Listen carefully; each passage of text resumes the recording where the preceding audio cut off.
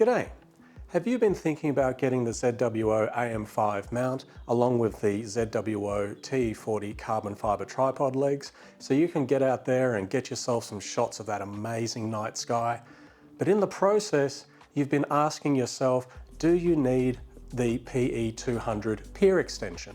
The ZWO pier extension gives you an extra 20 centimetres or 8 inches of deck height above the top of your tripod, which is normally 80 centimetres high. And part of the purpose of the pier extension is to potentially prevent your equipment fouling down into the legs as you're shooting, pretty much vertically into the sky if you've got targets passing almost directly overhead. Like everything else, the quality is great and very sturdy and strong. Is it really that necessary? Is your camera going to foul into the legs without it? Well, somebody actually asked me that recently, and I thought that's probably a question on other people's minds, so why don't we check it out? The telescope I have on here is a William Optics Fluorostar 91, and I'm also using a ZWO 2600mm camera, so I've also got a filter wheel. Now, the entire length of the scope is, including a little bit of fat for the cables at the back, is 80 centimetres or about 31.5 inches. The distance of the scope from the back of the plate to the back of the cables is about 40 centimetres or near enough 16 inches. So let's have a look at slewing the scope down, pointing at the zenith, and see how close the camera or anything else does get to the legs with the pier extension. And then I'm going to remove the pier extension, do the same thing, and we'll see what we've got. So let's get it connected and running.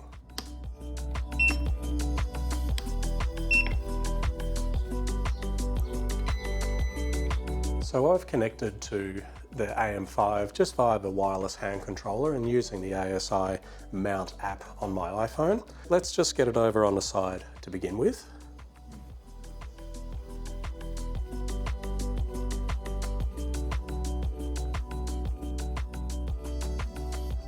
Got it over as far as you normally would before it would want to do a meridian flip.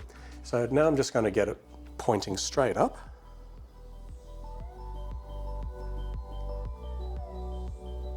Okay, so as you can see, it is with the pier extension with 40 centimetres or 16 inches coming out the back. We do have enough room to clear the legs, so we're nice and safe. If you had a longer refractor in particular, maybe not. So you'd want to be measuring the scope that you're going to be using and kind of being conscious of where these legs are. And the legs, by the way, have been set up in the position that you typically would when shooting, where you've got the rearmost leg pointing back and then the two out the front like you can see here. Something important to note though, if you do have a filter wheel, and I almost found out this the hard way one time, that if we do spin this around, the cable does push into the pier. So even though the filter wheel itself isn't going to connect to the pier, I did go up to check on the meridian flip to see how it would go, and I found the USB cable pushing quite firmly into the side. So with the strength of this mount, if I hadn't have been there to stop what it was doing, it could have done some damage to the cables. I can also confirm that through the filming of this video, I actually found that my scope had tilted in the focus adjustment area, and you can see that there's a tiny bit of damage on the rail. So make no mistake, there's a lot of power, and you do need to be careful with this setup. So if you do have a filter wheel, or basically anything that's sitting lower than the mounting plate of the telescope itself, just got to be conscious about that. So that's with the pier on. Let's take the pier off and have a look at the same situation.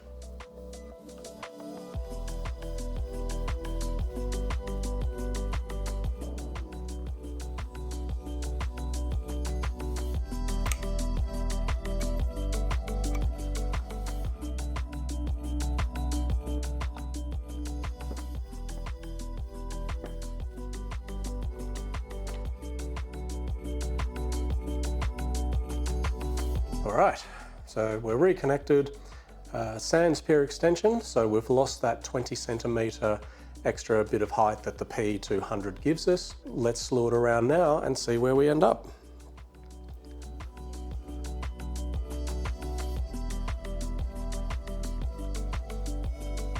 Okay, moment of truth.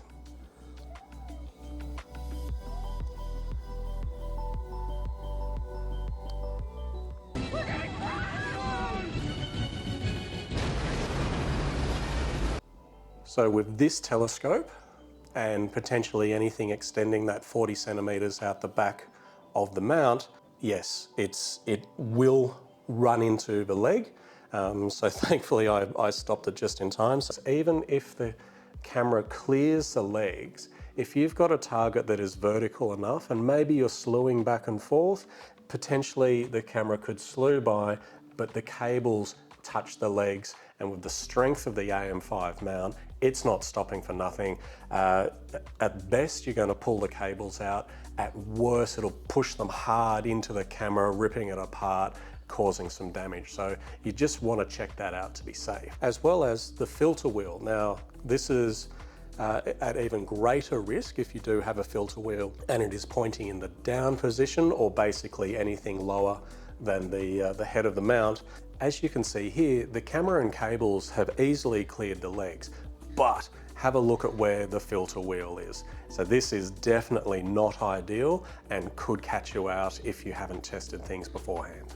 So you really need to watch this and be aware of how your system is set up. By the way, if you're interested in a complete unboxing of the ZWO AM5 head, the P200 pier extension, and the TC40 carbon fibre tripod legs, go and check out this link up here for heaps of information about this setup. So my answer to the question of, do you need the pier extension? Yes.